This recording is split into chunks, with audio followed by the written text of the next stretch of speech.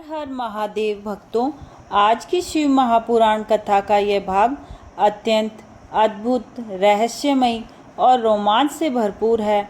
आज आप जानेंगे कि जब दक्ष के यज्ञ में भगवान शिव का अपमान हुआ, तब कैसे संपूर्ण यज्ञ मंडप में हाहाकार मच गया।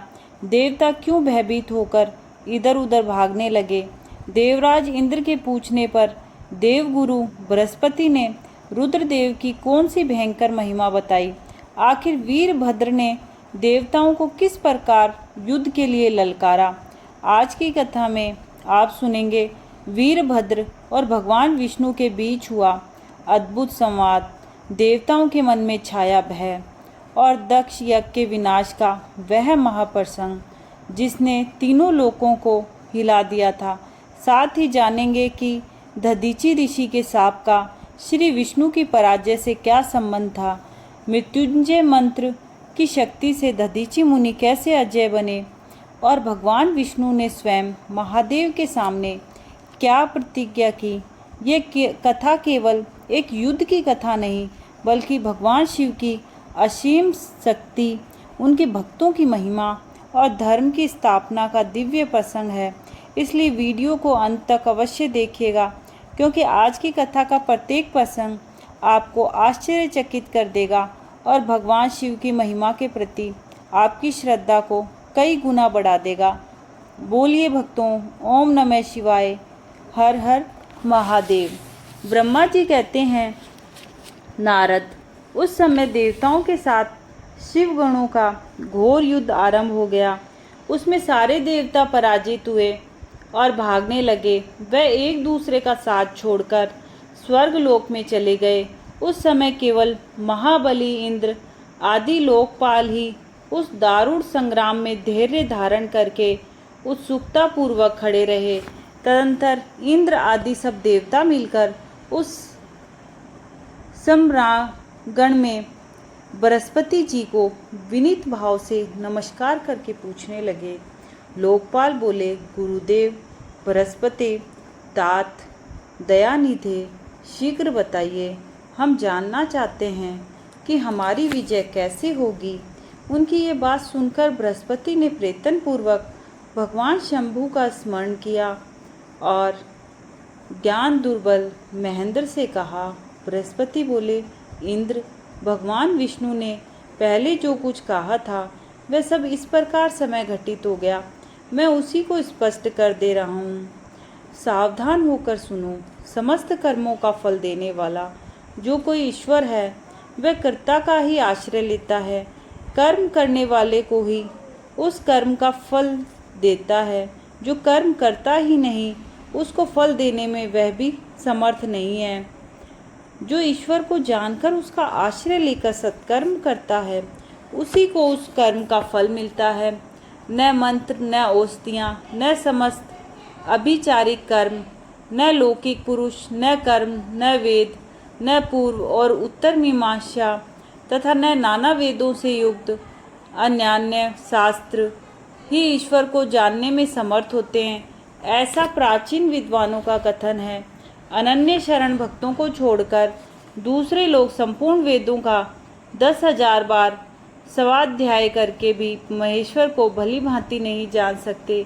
यह महाश्रुति का कथन है। अवश्य भगवान शिव के अनुग्रह से ही सर्वथा शांत, निर्विकार एवं उत्तम दृष्टि से सदा शिव के तत्व का साक्षात्कार हो सकता है।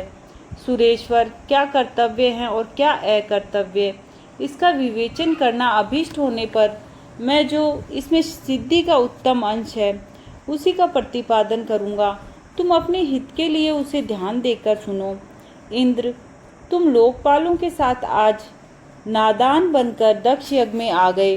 बताओ तो यहाँ क्या पराक्रम करोगे। भगवान रुद्र जिनके सहायक हैं, ऐसे ये परम क्रोधी रुद्रगण इस यज्ञ में विघ्न डालने के लिए आए हैं और अपना काम पूरा करेंगे, इसमें संशय नहीं है। मैं सत्य सत्य कहता हूँ कि इस यज्ञ के विघ्न का निवारण करने के लिए तुम में से किसी के पास भी सर्वथा कोई उपाय नहीं है।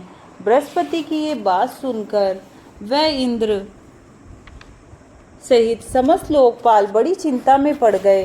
तब महावीर रुद्र गणों से घिरे हुए वीरभद्र ने मन ही मन भगवान शंकर का स्मरण करके इंद्र आदि लोकपालों को डांटा और इसके पश्चात रुद्रगणों के नायक वीरभद्र ने रोष से भरकर तुरंत ही संपूर्ण देवताओं को तीखे बाणों से घायल कर दिया। उन बाणों की चोट खाकर इंद्र आदि समस्त सुरेश्वर भागते हुए 10 दिशाओं में चले गए। जब लोकपाल चले गए और देवता भाग खड़े हुए, तब वीरभद्र अपने गणों के साथ यज्ञशाला के समीप गए। उस समय वहां विद्यमान समस्त ऋषि अत्यंत भयभीत हो परमेश्वर श्री हरि से रक्षा की प्रार्थना करने के लिए सहसा नतमस्तक हो शीघ्र बोले, देव देव रमानाथ सर्वेश्वर महाप्रभु, आप दक्ष के यज्ञ की रक्षा कीजिए। आप ही यज्ञ हैं, इसमें संशय नहीं है। यज्ञ आपका कर्म रूप और अंग है। आप यज्ञ के रक्षक हैं, अतः दक्ष यज्ञ की रक्षा कीजिए। आपके सिवा दूसरा कोई इसका रक्षक नहीं है। ब्रह्मा जी कहते हैं, नारद, ऋषियों का ये वचन सुनकर मेरे सहित भगवान विष्णु वीरभद्र के साथ युद्ध करने की इच्छा से चले। श्री हरि को युद्ध के लिए उद्यत देख शत्रुमर्दन वीरभद्र, जो वीर प्रथम गणों से घिरे हुए थे, कड़े शब्दों से भगवान विष्णु को डांटने लगे। ब्रह्मा जी कहते हैं, नारद, वीरभद्र की ये बात सुनकर बुद्धिमान देवेश्वर विष्णु वहाँ प्रसन्नतापूर्वक हंसते हुए बोले। श्री विष्णु ने कहा, वीरभद्र, आज तुम्हारे सामने जो कुछ कहता हूँ उसे सुनो। मैं भगवान शंकर का सेवक हूँ। तुम मुझे रुद्रदेव से विमुख न कहो। दक्ष अज्ञानी है, कर्म कांड में ही इसकी निष्ठा है। इसने मूढ़तावश पहले मुझसे बारंबार अपने यज्ञ में चलने के लिए प्रार्थना की थी। मैं भक्त के अधीन ठहरा, इसलिए चला आया। भगवान महेश्वर भी भक्त के अधीन रहते हैं। तात दक्ष मेरा भक्त है, इसलिए मुझे यहाँ आना पड़ा है। रुद्र के क्रोध से उत्पन्न हुए वीर, तुम रुद्र तेज स्वरूप हो, उत्तम प्रताप के आश्रय हो। मेरी प्रतिज्ञा सुनो। मैं तुम्हें आगे बढ़ने से रोकता हूँ और तुम मुझे रोको। परिणाम वही होगा जो होने वाला होगा। मैं पराक्रम करूँगा। ब्रह्मा जी कहते हैं, नारद, भगवान विष्णु के ऐसा कहने पर महाबाहु वीरभद्र हंसकर बोले, आप मेरे प्रभु के प्रिय भक्त हैं, ये जानकर मुझे बड़ी प्रसन्नता हुई है। इतना कहकर गणनायक वीरभद्र हंस पड़ा और विनय से नतमस्तक हो बड़ी प्रसन्नता के साथ श्री विष्णुदेव से कहने लगा। वीरभद्र ने कहा, महाप्रभु, मैंने आपके भाव की परीक्षा के लिए कड़ी बातें कही थी। इस समय यथार्थ बात कहता हूँ, सावधान होकर सुनो। हरे, जैसे शिव हैं वैसे आप हैं, जैसे आप हैं वैसे शिव हैं, ऐसा वेद कहते हैं। और वेदों का यह कथन शिव की आज्ञा के अनुसार ही है। रमानाथ, भगवान शिव की आज्ञा से हम सब लोग उनके सेवक ही हैं। तथापि मैंने जो बात कही है वह इस वाद विवाद के अवसर के अनुरूप ही हैं।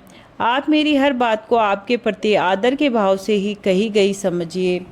ब्रह्मा जी कहते हैं, वीरभद्र का यह वचन सुनकर भगवान श्री हरि हंस पड़े और उसके लिए हितकर वचन बोले। श्री विष्णु ने कहा, महावीर, तुम मेरे साथ होकर युद्ध करो।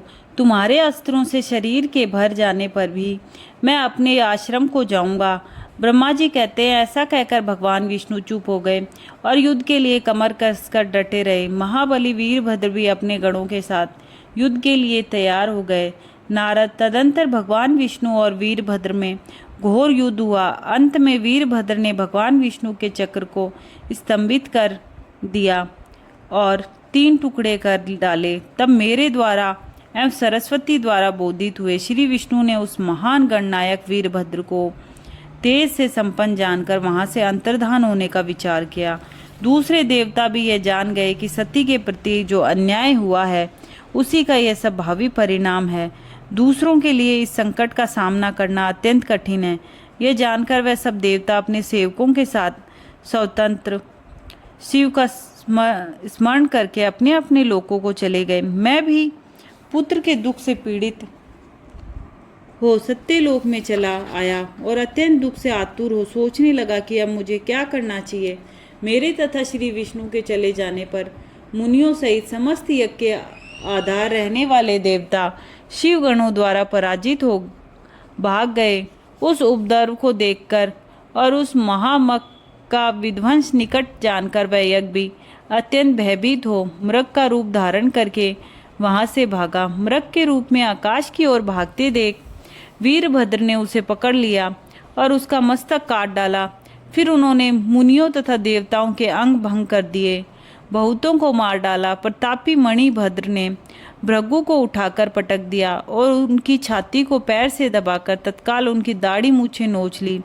चंड ने बड़े वेग से पूषा के दांत उखाड़ लिए, क्योंकि पूर्व काल में जिस समय महादेव जी को दक्ष के द्वारा गालियां दी जा रही थी, उस समय वे दांत दिखा दिखा कर हंस रहे थे। नंदी ने भंग को रोषपूर्वक पृथ्वी पर दे मारा और उनकी दोनों आंखें निकाल ली, क्योंकि जब दक्ष शिव जी को शाप दे रहे थे उस समय वे आंखों के संकेत में अपना अनुमोदन सूचित कर रहे थे। वहां रुद्र गणनायकों ने सवधा, स्वाहा और दक्षिणा देवियों की बड़ी विडंबना की। वहां जो मंत्र तंत्र तथा दूसरे लोग थे उनका भी बहुत तिरस्कार किया। ब्रह्मपुत्र दक्ष भय के मारे अंतर्वेदी के भीतर छिप गए। वीरभद्र उनका पता लगाकर उन्हें बलपूर्वक पकड़ लाए।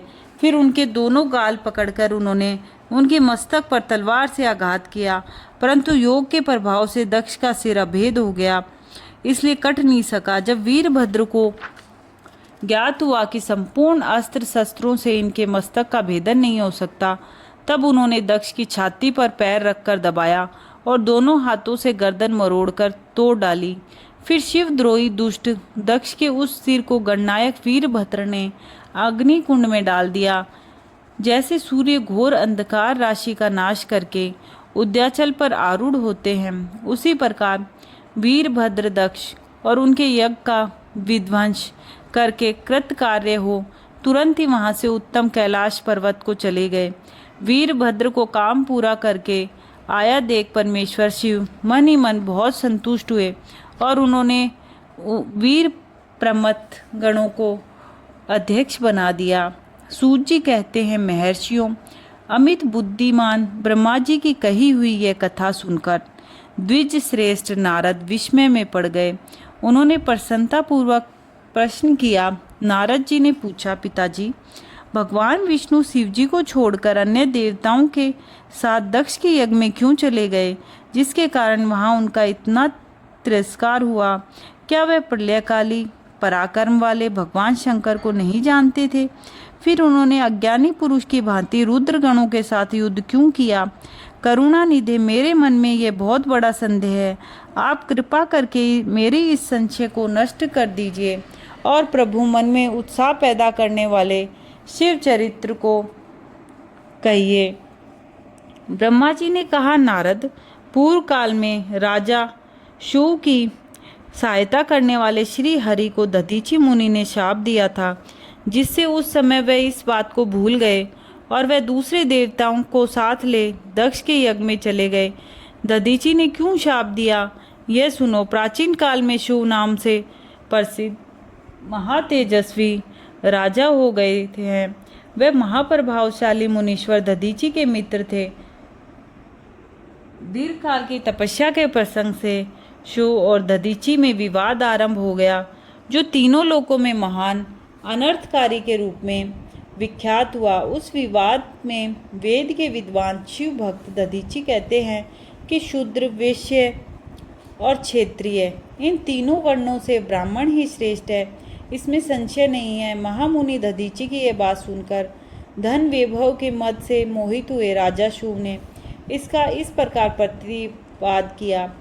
शिव बोले, राजा इंद्र आदि 8 लोकपालों के स्वरूप को धारण करता है। वह समस्त वर्णों और आश्रमों का पालक एवं प्रभु है, इसलिए राजा ही सबसे श्रेष्ठ है। राजा की श्रेष्ठता का प्रतिपादन करने वाली श्रुति भी कहती है कि राजा सर्वदेवमय है। मुने, इस श्रुति के कथनानुसार जो सबसे बड़ा देवता है वह मैं ही हूँ। इस विवेचन से ब्राह्मण की अपेक्षा राजा ही श्रेष्ठ सिद्ध होता है। आप इस विषय में विचार करें और मेरा अनादर न करें, क्योंकि मैं सर्वथा आपके लिए पूजनीय हूँ। राजा शिव का यह मत श्रुतियों और स्मृतियों के विरुद्ध था। इसे सुनकर भृगुकुल भूषण मुनि श्रेष्ठ दधीचि को बड़ा क्रोध हुआ। मुने अपने गौरव का विचार करके कुपित हुए। महातेजस्वी दधीची ने शिव के मस्तक पर बाएं मुक्के से प्रहार किया। उनके मुक्के की मार खाकर ब्राह्मण के अधिपति कुत्सित बुद्धि वाले शिव अत्यंत कुपित हो गरज उठे और उन्होंने वज्र से दधीची को काट डाला। उस वज्र से आहत हो भृगुवंशी दधीची पृथ्वी पर गिर पड़े। भार्गव वंशधर दधीची ने गिरते समय शुक्राचार्य का स्मरण किया। योगी शुक्राचार्य ने आकर दधीची के शरीर को, जिसे शिव ने काट डाला था, तुरंत जोड़ दिया। दधीची के अंगों का पूर्ववत जोड़कर शिव भक्त शिरोमणि तथा मृत्युंजय विद्या के प्रवर्तक शुक्राचार्य ने उनसे कहा। शुक्र बोले, तात दधीची, मैं सर्वेश्वर भगवान शिव का पूजन करके तुम्हें श्रुति प्रतिपादित महामृत्युंजय नामक श्रेष्ठ मंत्र का उपदेश देता हूँ। त्र्यंबकम यजामहे, हम भगवान त्र्यंबकम का यजन आराधन करते हैं। त्र्यंबकम का अर्थ है तीनों लोकों के पिता प्रभावशाली शिव। वे भगवान सूर्य, सोम और अग्नि तीनों मंडल के पिता हैं। सत्व, रज और तम तीनों गुणों के महेश्वर हैं। आत्म तत्व, विद्या तत्व और शिव तत्व, इन तीनों तत्वों के आह्वनीय, ग्राहपत्य और दक्षिणाग्नि, इन तीनों अग्नियों के उपलब्ध होने वाले पृथ्वी, जल, तेज, इन तीन मूर्त भूतों के सात्विक आदि भेद से त्रिविध भूतों के, त्रिविध के त्रिभुज के, त्रिधा भूत सबके ब्रह्मा, विष्णु, शिव तीनों देवताओं के महान ईश्वर महादेव जी हैं। मंत्र का द्वितीय चरण है सुगंधिम पुष्टि वर्धनम। जैसे फूलों में उत्तम गंध होती है, उसी प्रकार वह भगवान शिव संपूर्ण भूतों में, तीनों गुणों में, समस्त कृत्यों में, इंद्रियों में, देवों में, गणों में, उनके प्रकाशक सारभूत आत्मा में व्याप्त हैं। अतः सुगंध युक्त एवं संपूर्ण देवताओं के ईश्वर हैं। सुगंधिम पद की व्याख्या हुई। अब पुष्टिवर्धन की व्याख्या करते हैं। उत्तम व्रत का पालन करने वाले द्विज श्रेष्ठ महामुनि नारद, उन अंतर्यामी पुरुष शिव से प्रकृति का पोषण होता है। महत तत्व से लेकर विशेष पर्यंत संपूर्ण विकल्पों की पुष्टि होती है तथा मुझ ब्रह्मा का, विष्णु का, मुनियों का और इंद्रियों सहित देवताओं का भी पोषण होता है, इसलिए वे ही पुष्टिवर्धन हैं। अब मंत्र के तीसरे और चौथे चरण के व्याख्या करते हैं। उन दोनों चरणों का स्वरूप उर्वा रुक्मी बंधनात् मृत्यु मोक्षे मामृतात्, अर्थात प्रभु जैसे खरबूजा पक जाने पर लता बंधन से छूट जाता है, उसी तरह मैं मृत्यु रूप बंधन से मुक्त हो जाऊं, अमृत पद से पृथक न हों। वह रुद्रदेव अमृत स्वरूप है, जो पुण्य कर्म से, तपस्या से, स्वाध्याय से, योग से अथवा ध्यान से उनकी आराधना करता है, उसे नूतन जीवन प्राप्त होता है। इस सत्य के प्रभाव से भगवान शिव स्वयं ही अपने भक्त को मृत्यु के सूक्ष्म बंधन से मुक्त कर देते हैं, क्योंकि वे भगवान ही बंधन और मोक्ष देने वाले हैं। ठीक उसी तरह जैसे उर्वारुक अर्थात ककड़ी का पौधा अपने फल को स्वयं ही लता के बंधन से बांधे रखता है और पक जाने पर स्वयं ही उसे बंधन से मुक्त कर देता है। ये मृत संजीवनी मंत्र है, जो मेरे मत से सर्वोत्तम है। तुम प्रेम पूर्वक नियम से भगवान शिव का स्मरण करते हुए इस मंत्र का जप करें। जप और हवन के पश्चात इसी से अभिमंत्रित किए हुए जल को दिन और रात में पियो तथा शिव विग्रह के समीप बैठकर उन्हीं का ध्यान करते रहो। इससे कहीं भी मृत्यु का भय नहीं रहता। न्यास आदि सब कार्य करके विधिवत भगवान शिव की पूजा करो। ये सब करके शांत भाव से बैठकर भक्त वत्सल शंकर का ध्यान करना चाहिए। मैं भगवान शिव का ध्यान बता रहा हूँ, जिसके अनुसार उनका चिंतन करके मंत्र जप करना चाहिए। इस तरह निरंतर जप करने से बुद्धिमान पुरुष भगवान शिव के प्रभाव से उस मंत्र को सिद्ध कर लेता है, जो आपने दो कर कमलों में रखे हुए दो कलशों में जल निकालकर उनसे ऊपर वाले दो हाथों द्वारा अपने मस्तक को सींचते हैं। अन्य दो हाथों से दो घड़े लिए उन्हें अपनी गोद में रखे हुए तथा शेष दो हाथों में रुद्रांश एवं मृग मुद्रा धारण करते हैं। कमल के आसन पर बैठे हैं। सिर पर स्थित चंद्रमा से निरंतर झरते हुए अमृत से जिनका सारा शरीर भीगा हुआ है, तथा जो 3 नेत्र धारण करने वाले हैं उन भगवान मृत्युंजय का, जिनके साथ गिरिराज नंदिनी उमा भी विराजमान है, मैं भजन चिंतन करता हूँ।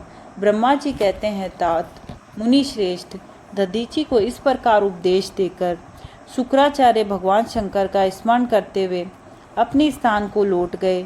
उनकी वह बात सुनकर महामुनि दधीचि बड़े प्रेम से शिव जी का स्मरण करते हुए तपस्या के लिए वन में गए। वहां जाकर उन्होंने विधि पूर्वक महामृत्युंजय मंत्र का जप और प्रेम पूर्वक भगवान शिव का चिंतन करते हुए तपस्या प्रारंभ की। दीर्घ काल तक उस मंत्र का जप और तपस्या द्वारा भगवान शंकर की आराधना करके दधीचि ने महामृत्युंजय शिव को संतुष्ट किया। महामुनि उस जप से प्रसन्नचित हुए। भक्त वत्सल भगवान शिव दधीचि के प्रेमवश उनके सामने प्रकट हो गए। अपने प्रभु शंभु का साक्षात दर्शन करके मुनीश्वर दधीचि को बड़ी प्रसन्नता हुई। उन्होंने विधि पूर्वक प्रणाम करके दोनों हाथ जोड़ भक्ति भाव से शंकर का स्तवन किया। तात मुनि तदंतर मुनि के प्रेम से प्रसन्न हुए। शिव ने दधीचि से कहा, तुम वर मांगो। भगवान शिव का ये वचन सुनकर भक्त शिरोमणि दधीचि दोनों हाथ जोड़ नतमस्तक हो भक्त वत्सल शंकर से बोले। दधीचि ने कहा, देव देव महादेव, मुझे 3 वर दीजिए, मेरी हड्डी वज्र हो जाए, कोई भी मेरा वध न कर सके और मैं अधीन रहूं, कभी मुझ में दीनता न आए। दधीचि का ये वचन सुनकर प्रसन्न हुए परमेश्वर शिव ने तथास्तु कहकर उन्हें वह तीनों वर दे दिए। शिव जी से 3 वर पाकर वेद मार्ग में प्रतिष्ठित महामुनि दधीचि आनंद मग्न हो गए और शीघ्र ही राजा शुग के स्थान में गए। महादेव जी से अध्येता वज्र में अस्थि और अधीनता पाकर दधीचि ने राजेंद्र शुग के मस्तक पर लात मारी। फिर तो राजा शुग ने भी क्रोध करके दधीचि पर वज्र से प्रहार किया। वे भगवान विष्णु के गौरव से अधिक गर्व से में भरे हुए थे, परंतु शिव का चलाया हुआ वह वज्र परमेश्वर शिव के प्रभाव से महात्मा दधीचि का नाश न कर सका। इससे ब्रह्म कुमार शिव को बड़ा विस्मय हुआ। मुनीश्वर दधीचि के अवध्यता, अधीनता तथा वज्र से भी बढ़ चढ़कर प्रभाव देखकर ब्रह्म कुमार शिव के मन में बड़ा आश्चर्य हुआ। उन्होंने शीघ्र ही वन में जाकर इंद्र के छोटे भाई मुकुंद की आराधना आरंभ की। वह शरणागत पालक नरेश मृत्युंजय सेवक दधीचि से पराजित हो गए थे।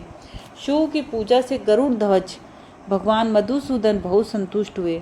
उन्होंने राजा को दिव्य दृष्टि प्रदान की। उस दिव्य दृष्टि से ही जनार्दन देव का दर्शन करके उन गरुड़ ध्वज को शिव ने प्रणाम किया और प्रिय वचनों द्वारा उनकी स्तुति की। इस प्रकार देवेश्वर आदि से प्रशंसित उन अजय ईश्वर श्री नारायण देव का पूजन और स्तवन करके राजा ने भक्ति भाव से उनकी ओर देखा तथा उन जनार्दन के चरणों में मस्तक रखकर प्रणाम करने के पश्चात उन्हें अपना अभिप्राय सूचित किया। राजा बोले, भगवान दधीचि नाम से प्रसिद्ध एक ब्राह्मण है जो धर्म के ज्ञाता हैं। उनके हृदय में विनय का भाव है।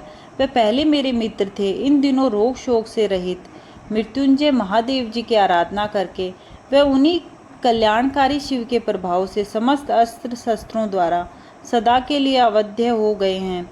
एक दिन उन महातपस्वी दधीचि ने भरी सभा में आकर अपने बाएं पैर से मेरे मस्तक पर बड़े वेग से अवहेलना पूर्वक प्रहार किया और बड़े गर्व से कहा, मैं किसी से नहीं डरता हरे।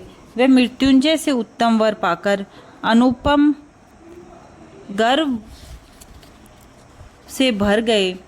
ब्रह्मा जी कहते हैं, नारद, महात्मा दधीचि की अवध्यता का समाचार जानकर श्री हरि ने महादेव जी के अतुलित प्रभाव को स्मरण किया। फिर वह ब्रह्मपुत्र राजा शिव बोले, राजेंद्र, ब्राह्मणों को कहीं थोड़ा सा भी भय नहीं है। भूपते विशेषतः रुद्र भक्तों के लिए तो भय नाम की कोई वस्तु है ही नहीं। यदि मैं तुम्हारी ओर से कुछ करूं तो ब्राह्मण दधीचि को दुख होगा और वह मुझ जैसे देवता के लिए भी शाप का कारण बन जाएगा। राजेंद्र, दधीचि के शाप से दक्ष के यज्ञ में सुरेश्वर शिव से मेरी पराजय होगी और फिर मेरा उत्थान भी होगा। महाराज, इसलिए मैं तुम्हारे साथ रहकर कुछ करना नहीं चाहता। मैं अकेला ही तुम्हारे लिए दधीचि को जीतने का प्रयत्न करूंगा। भगवान विष्णु का ये वचन सुनकर शिव बोले, बहुत अच्छा, ऐसा ही हो। ऐसा कहकर वह उस कार्य के लिए मन ही मन उत्सुक हो प्रसन्नतापूर्वक वहीं ठहर गए। हर हर महादेव भक्तों, आज की इस दिव्य कथा में हमने सुना कि भगवान शिव के अपमान का परिणाम कितना भयंकर हुआ। जब धर्म की मर्यादा टूटती है और अहंकार मनुष्य के हृदय में स्थान बना लेता है, तब उसका अंत भी वैसा ही दुख होता है जैसा दक्ष के यज्ञ का हुआ।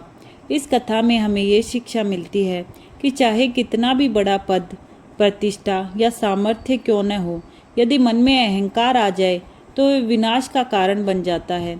वही जो भगवान शिव की शरण में रहता है, उसकी रक्षा स्वयं महादेव करते हैं।